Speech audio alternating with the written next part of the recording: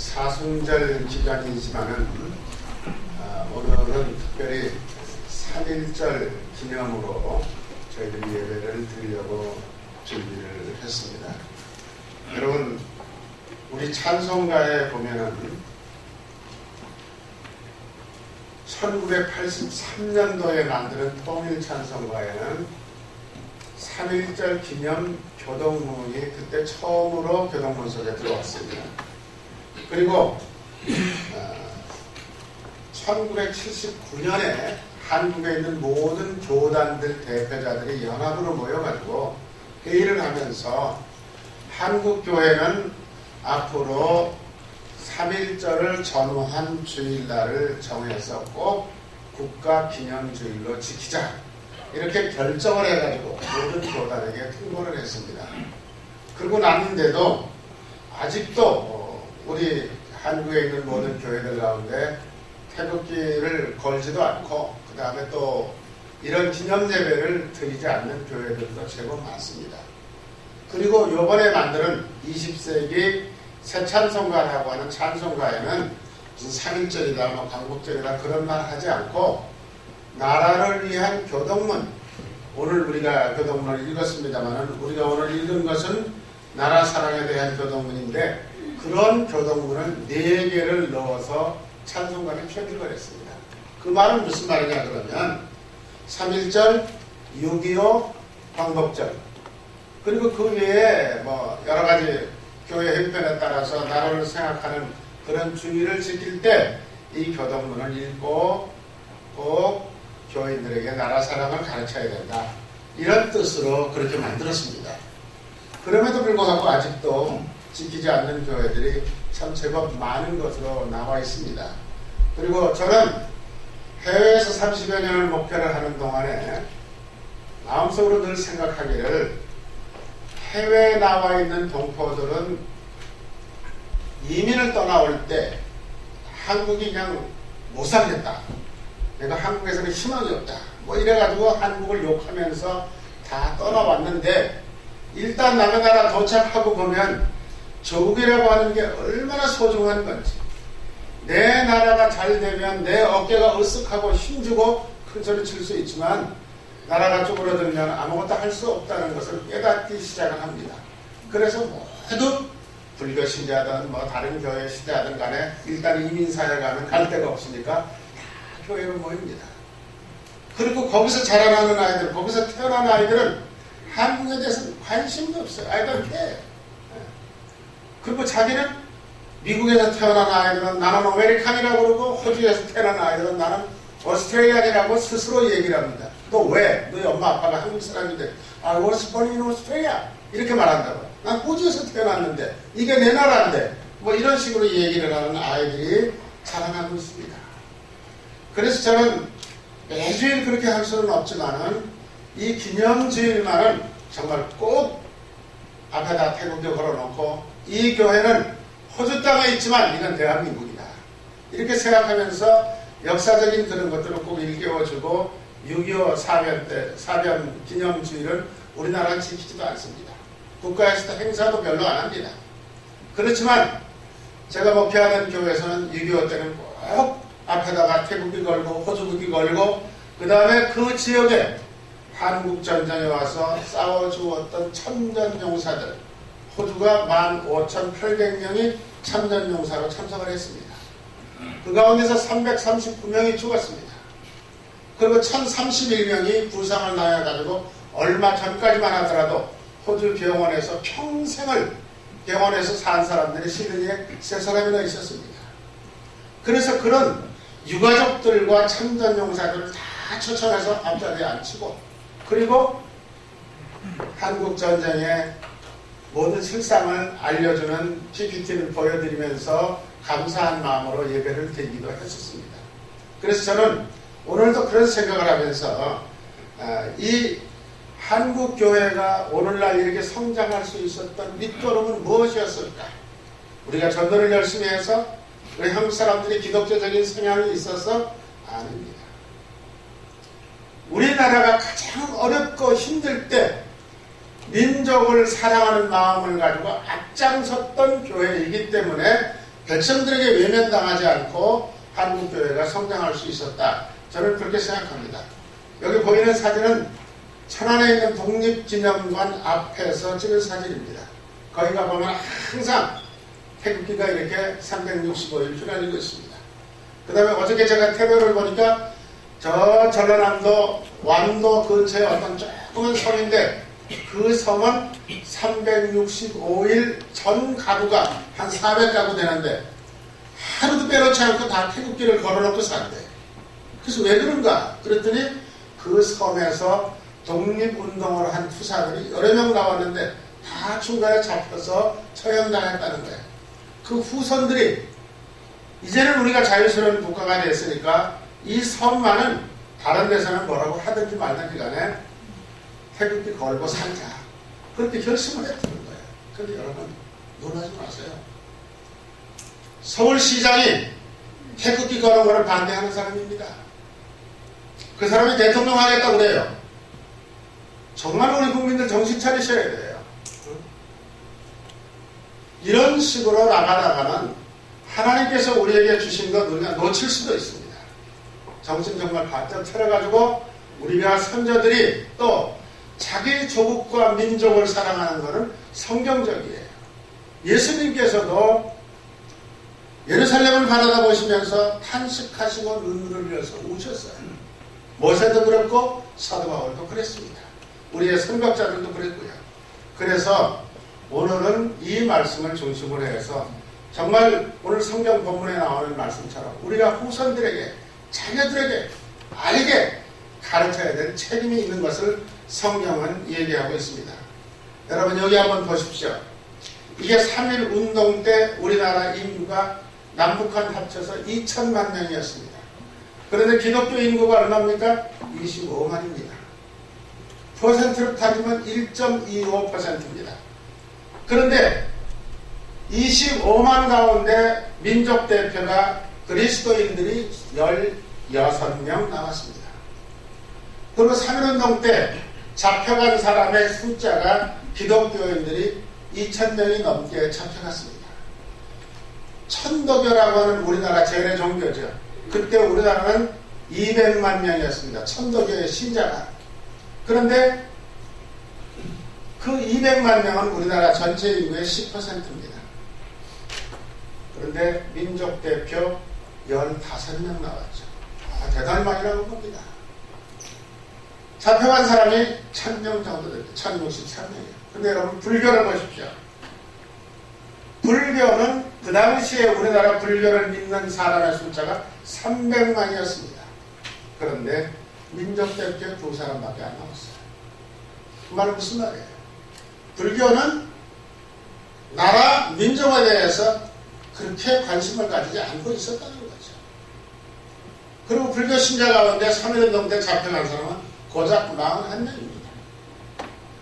그 다음에 우리나라는 종교에는 해당되지 않지만 어쨌든 유교 사상을 많이 가르치던 때였습니다. 그때가 유교를 믿는다고 스스로 생각하는 사람이 300만이었습니다.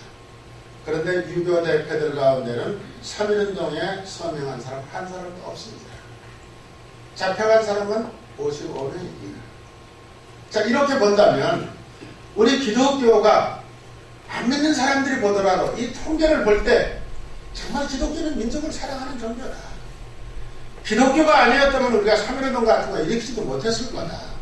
라고 생각을 하다가 보니까 나라 사랑하는 애국자들, 나라 사랑하는 관심을 가진 사람들이 교회에 나올 수밖에 없게 된 이유 가운데 하나이기도 합니다. 자, 그래서 오늘은 97에 3.1운동이 일어난 지 97년 됐습니다. 자, 여러분 3.1운동에 대해서 우리들에게 내가 봤다 얘기해 줄 사람은 우리나라는 한 명도 없습니다. 오늘 성경이 뭐라고 그랬어요? 내가 조상들로부터 들은 바가 그 들은 것을 잊지 말고 너희 자손들에게 가르쳐라. 이게 성경의 얘기거든요. 그런데도 우리 중간 세대는 듣지도 못했어.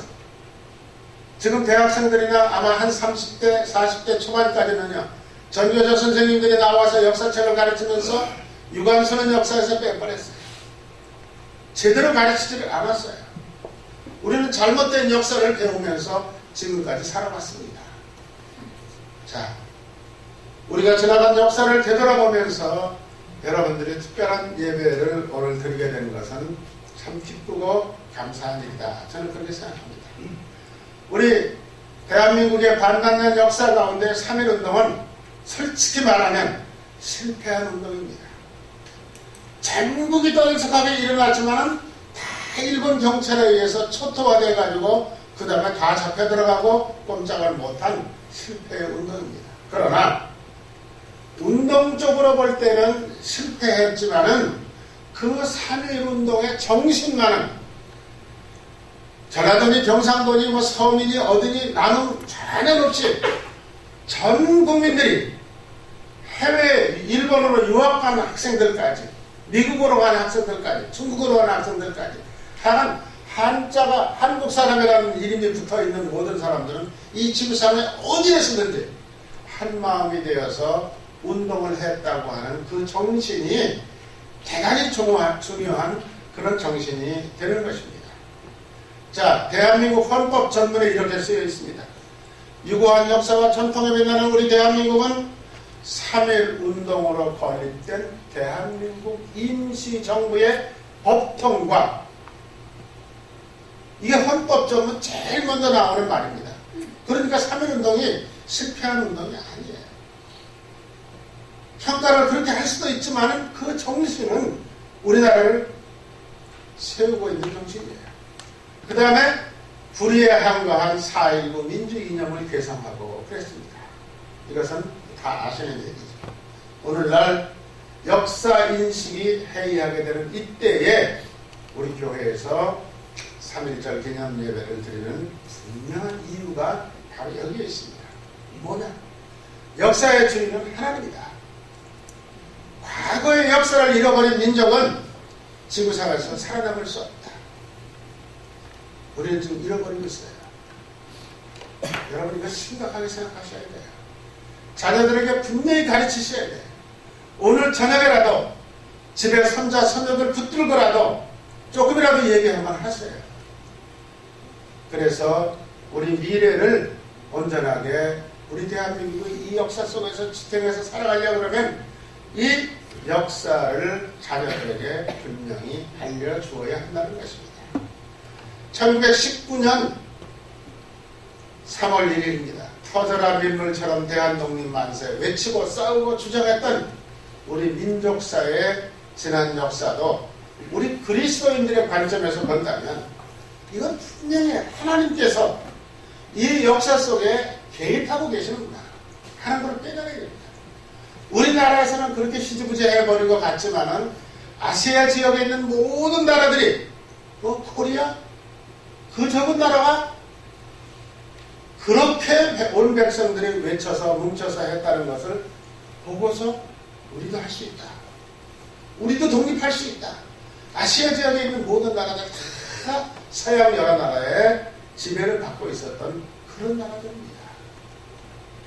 그래서 이 3.1운동에 승부한 정신이 나라를 사랑하는 정신이 오늘 우리의 조국의 현실을 지도하고 우리들의 인생의 예지를 깨워주며 내일의 세계를 향해서 준비시켜 나가는 중요한 사실을 우리가 기억할 필요가 있습니다.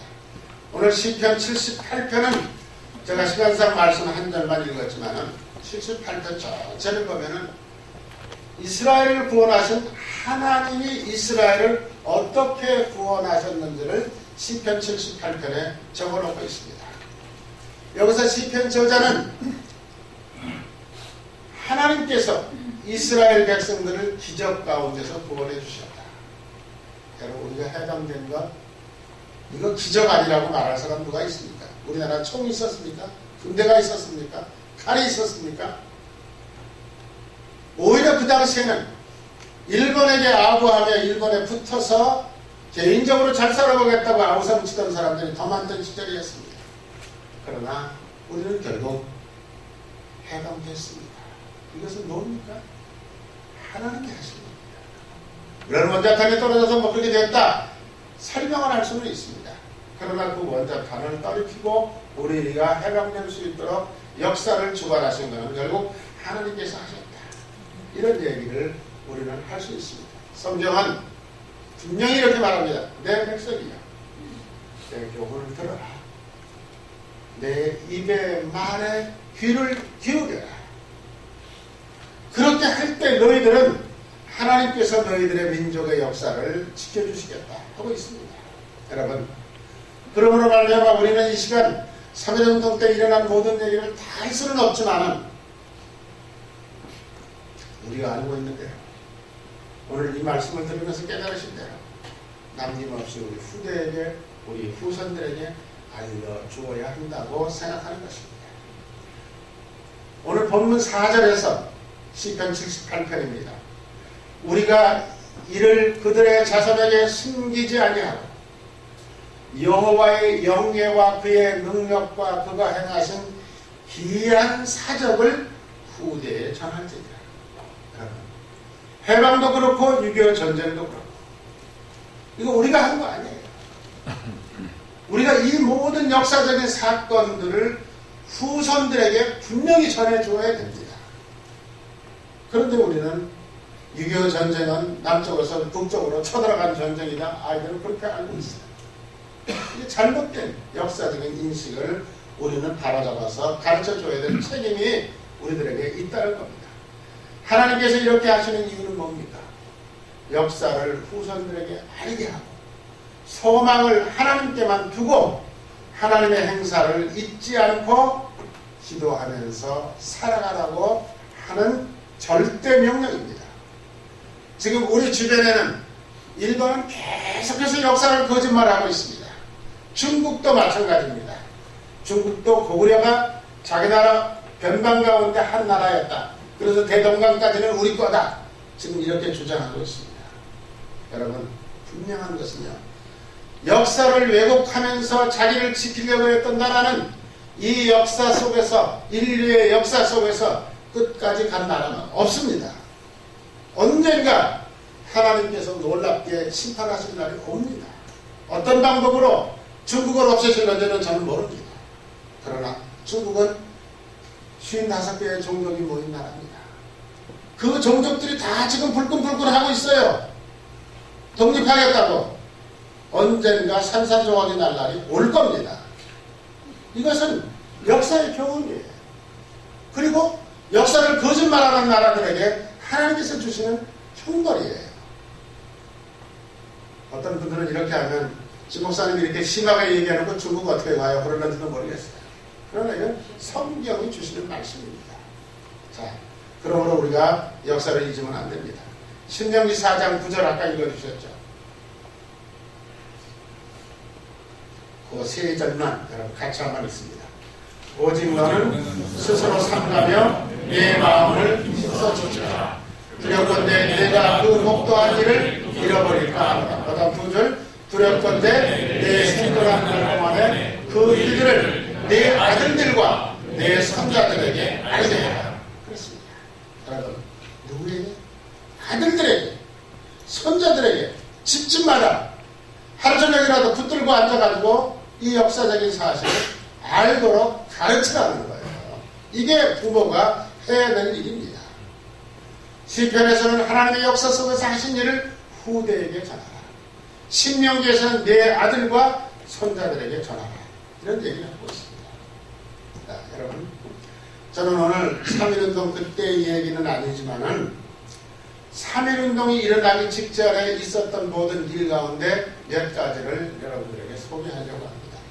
이거 교과서에도 없는 얘기입니다. 잘 알지 못하는 얘기입니다. 장인환이라고 하는 사람이 있었습니다. 1877년에 태어나서 1930년에 미국에서 죽은 사람입니다. 평양에서 태어났습니다. 어려서부터 기독교 신앙의 가정에서 자라났습니다. 그리고 바로 이 사람인데 1905년에 미국 하와이로 이민을 떠났습니다. 근데 여러분, 이 사진이 뭔가요? 이 신문이 샌프란시스코 신문이에요. 그 당시에 1908년에 이 신문의 얘기가 뭐냐? 맨 가운데 모자를 쓰고 있는 사람이 스티븐슨이라고 하는 미국 사람이에요. 이쪽에 조그맣게 컴컴하게 나오는 사람이 장인환이라는 사람이고 이쪽에 나오는 사람이 전명훈이라는 사람이에요. 둘이 다 한국 청년이에요. 한국 청년인데 이 청년들이 똑같이 미국으로 이민을 갔어요. 아마 제 생각에는 이분들이 그 당시에 감리교회 신자가 아니었을까. 왜? 최초의 하와이로 이민을 떠난 사람은 인천 내리교회에서 사람들을 모집을 해가지고 배를 태워가지고 하와이로 보냈거든요. 근데 이 두 청년들이 똑같이 배를 타고 미국으로 이민을 간 사람들입니다. 하와이에 가서 온갖 고생을 다하고 일을 했는데 이 미국 사람 스티븐스라는 사람은 어떤 사람이냐? 우리나라, 대한민국, 그때 조선이죠. 조선의 외국, 미국으로서 우리나라에 와 있었던 그런 사람이었어요.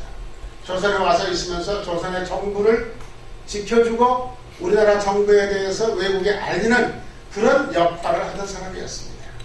그런데 이분이 일본 사람들의 돈을 받아먹고 미국에 건너가서 각 지역을 다 돌아다니면서 미국 사람들 정치 지도자들을 모아놓고 연설을 했는데 그 연설 내용이 뭐냐?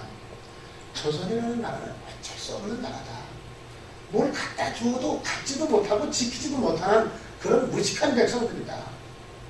그래서 그냥 놔두면 러시아나 중국에 먹혀 들어갈 때 분명하기 때문에 일본이 가장 가까이 있는 이웃이기 때문에 조선을 지켜주기 위해서 지금 온갖 방법을 다 동원하고 있다. 그러니까 일본은 참 좋은 나라고 조선은 아예 못쓸 나라다. 이런 연설을 하고 돌아다닌 거예요. 그래서 이 두 청년이 똑같이 이민을 갔는데 뭐 이민 갔으니까 같은 배를 타고 갔으니까 좀 알았겠죠. 그래가지고 하와이에 가서 살다가 두 청년이 시간은 다르지만은 장인환 청년은 1906년 8월 달에 샌프란시스코로 다시 말하면 미국의 본토로 들어갑니다. 그 다음에 이제 그 후에 전명훈이라고 하는 사람도 결국 샌프란시스코로 돌아갑니다. 돌아가서 이 젊은 청년들은 도무지 견딜 수가 없는 거예요. 이 미국 사람이 말이에요. 이게 한국을 이렇게 무시하고 돌아다니면서 각 도시마다 다 연설을 한다고 그러니까 한국이 어떤 나라인지도 모르는 미국 사람들이 앉아가지고 그 소리만 듣고 한국을 얼마나 무시하겠냐. 저거 없애버리지 않으면 안 되겠다. 생각이 드는 거죠. 그런데 그 생각이 어쩌면 두 청년들이 따로따로 있었는데 똑같이 생각이 드는 거예요. 근데 샌프란시스코 배를 타고 이 사람이 하와이에 가서 연설을 하고 일본 영사한 사람하고 둘이서 샌프란시스코 부둣가에 몇 월 며칠 날 도착한다. 이 정보가 나왔어요. 그래서 장인환이라고 하는 사람이 조금 전에 여러분들이 보았던 그 장인환이라고 하는 사람이 생각을 했어요. 이건 내가 죽여야 되겠다. 하고서 권총을 미국은 총을 돈 주고 사면 됩니다. 사가지고 실탄 5발을 주고 주머니 속에다 품 속에다 집어넣고서 부둣가를 갔습니다. 도착하는 시간에. 근데 또 한쪽에서 또 다른 친구가 전명훈이라고 하는 친구가 이 친구예요. 이 친구도 똑같은 생각을 한 거예요. 이날 이거는 내가 없애버려야지 안 되겠다. 하고 그 친구도 권총 사가지고 실탄 5발 장전해가지고서 그 부둣가로 갔습니다. 가서 배가 내리는 시간에 이 전명훈이라는 친구가 먼저 권총을 빼들었어요. 나가서 땡겼습니다. 안 나가. 두 번 땡겼어요. 안 나가. 그러다가 보니까 그냥 거기 있던 경찰들이 달려들어가지고 아우성을 치는 순간에 장인환이라고 하는 사람이 이 친구가 권총을 빼들었어요. 빼들어가지고 4발을 쐈습니다. 그런데 3발은 스티븐슨에게 맞고 한 발은 그 옆에서 권총 들고 안 나가서 이러던 친구 어깨에 맞았어요. 그래서 둘이 다 병원에 입원을 하게 됐습니다. 그런데 미국 사람은 병원에 입원해서 수술하다가 죽었습니다. 그리고 우리나라 청년 전명훈이는 어깨만 다쳤기 때문에 수술해서 퇴원을 했는데 둘이 다 법정에 섰습니다. 잡혀가지고. 그런데 장인환이는 20년 징역형을 받았어요. 전명훈이라고 하는 친구는 무죄. 총이 한 방도 안 나가니까 이런 총을 들고 사람을 죽이려고 한 건데 이거는 사람을 죽일 의도가 있지 않았던 거다. 뭐 겁질려고 한 거다. 근데 이런 식으로 하는 변호사들이 얘기를 해가지고 한 사람은 완전히 무죄를 풀려나고 한 사람은 총을 쏴서 죽게 했으니까 25년 형을 받았습니다. 근데 이분들이 그 후로 풀려나서 계속해서 미국에서 살고 있는 한국 사람들과 미국 사람들에게 한국을 설명하고 돈을 모금운동해가지고 상해 임시정부로 보내는 일을 계속 했던 사람들입니다. 자, 보세요. 다전자를 쓰는 전명훈, 대펄장자를 쓰는 장인환 의사 의거 100주년 기념식을 우리나라에서 했습니다. 역사 속에 묻혀있던 사람들인데 이 사람들 100주년 기념식을 하면서 이 두 분의 유해를 미국 땅에 묻혀서 다 썩어서 없어졌지만 이제는 안 되겠다. 우리나라 정부에서 1994년에 훈장을 추서해서 주고 그 다음에 국립묘지로 옮겼습니다. 그래서 우리나라 독립 수사들이 묻혀있는 국립묘지에 지금 묻힌 사람들입니다. 자, 그때 샌프란시스코에서 여기 지금 아까 제가 이미 설명을 다 드린 겁니다. 그 다음에 미국에서 이 사건이 일어났다는 소식을 한 달 뒤에 한국에 전해왔답니다. 그리고 중국에도 전해주고요. 안중근 의사가 결심을 합니다. 야, 미국에 가 있는 우리 청년들이 저렇게 하고 있는데 내가 여기서 가만히 있어도 되겠느냐. 그래서 중국으로 건너가서 당하나도 않고 혼자 살면서 이등방문이라고 하는 그 당시에 일본에서 한국을 괴롭히는 최고 책임자가 할빈역에 온다는 소식을 듣고 역시 권총을 준비해 가서 할빈역에서 이등방문을 쏩니다. 쏘아가지고 이등방문이 그 자리에서 즉사하죠. 그런데 여러분 보시다시피 안중근 의사는 손 두 개가 이제 양쪽 맨 끝에 손가락이 똑같습니다. 이 사람은 언제든지 도장을 안 찍고 손도장을 찍습니다. 왜 똑같을까? 이 손을 자기 친구들하고 모여가지고 단지 동맹이라는 동맹을 맺었어요. 그게 무슨 말이냐?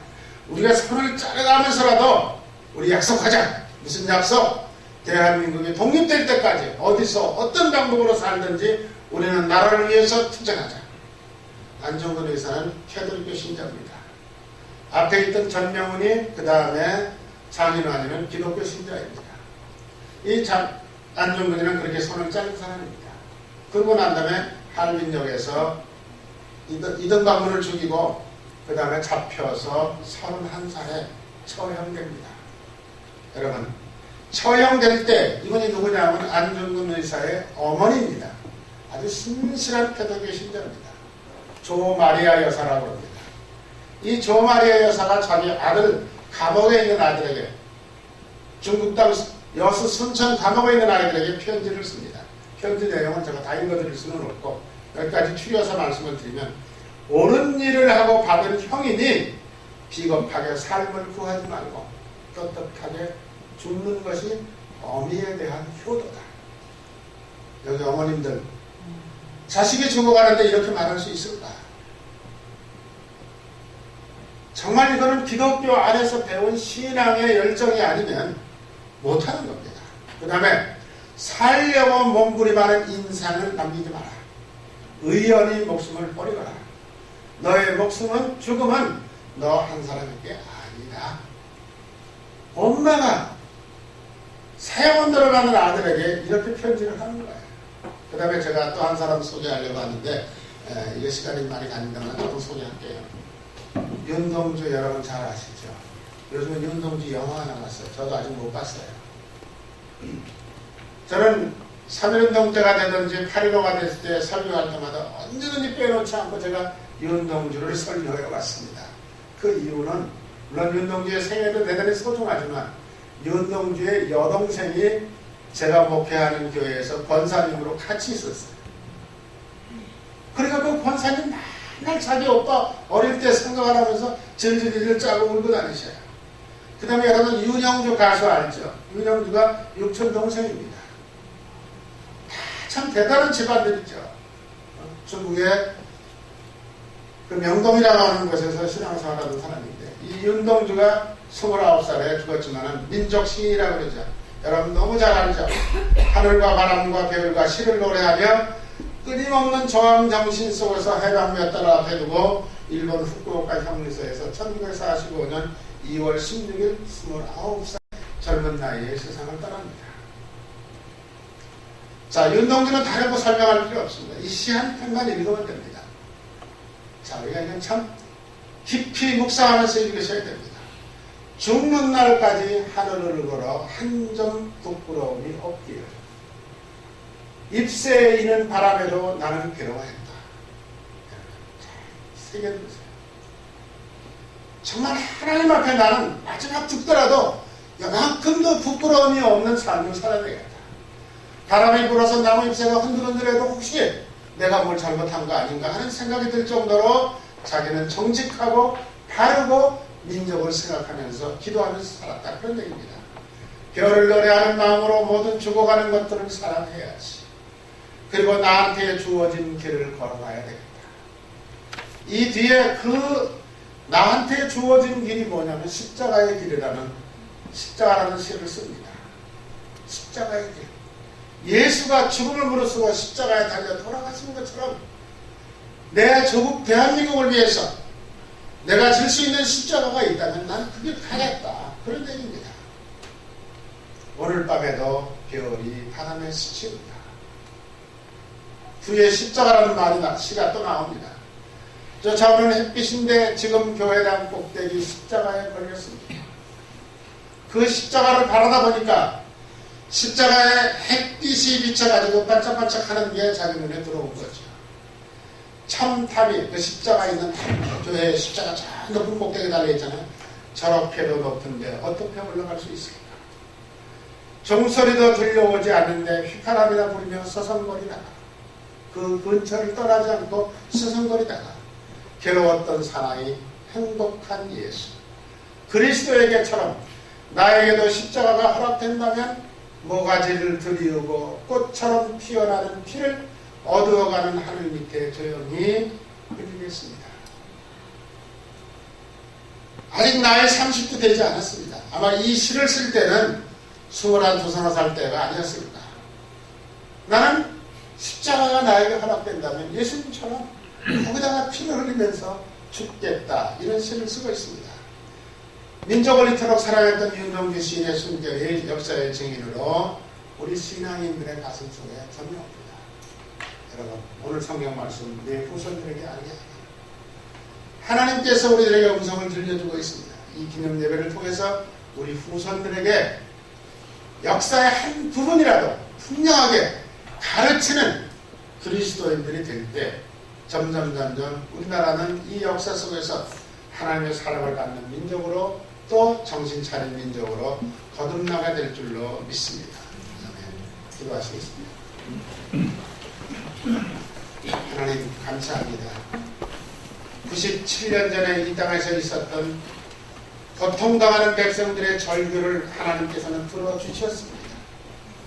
그때는 아무 대답도 안 하시는 것 같았지만은 그런 상황이 세계 각국의 뉴스로 보도될 때 많은 강대 국가들이 한국을 독립시켜야 하겠다는 결심을 가지게 해서 결국은 우리나라가 해방이 되었고 오늘날 긴 어렵고 힘든 역사 속에서도 역사의 주인으로서 하나님께서 우리를 도우심을 깨닫게 해주신 것 감사합니다. 이런 예배를 통해서 우리 모두가 새로운 각오와 결단을 가지고 하나님의 영광을 드러내는 백성으로 민족을 사랑하는 그리스도인으로 살아가게 하여 주시옵소서. 우리를 사랑하시는 예수님의 이름으로 감사하며 기도드리옵나이다.